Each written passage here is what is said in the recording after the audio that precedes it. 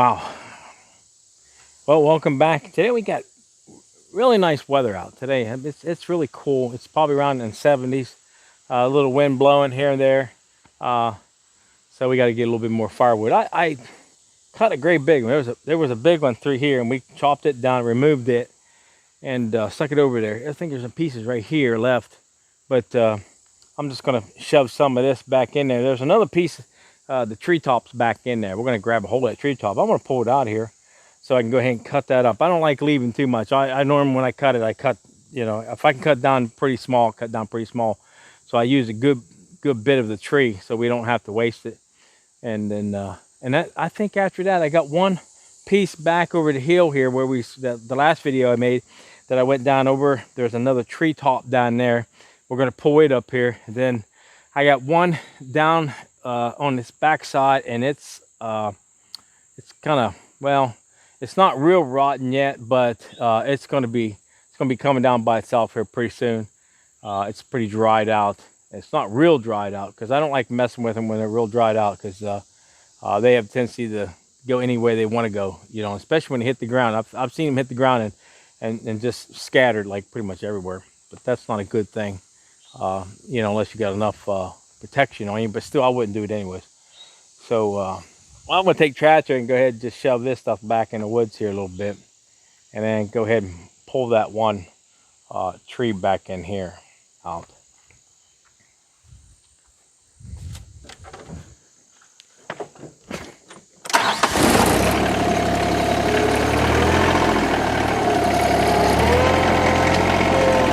Oh, missed it.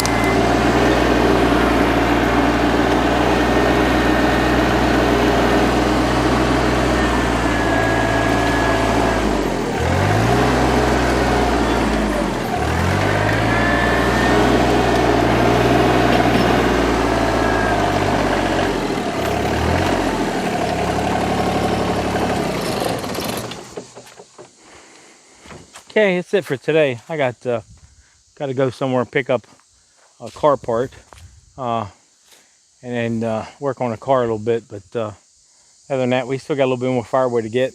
Like I said, I want to go down the hill here and get that one, but it was kind of, like I said, it was dried out, so I didn't have to worry about it.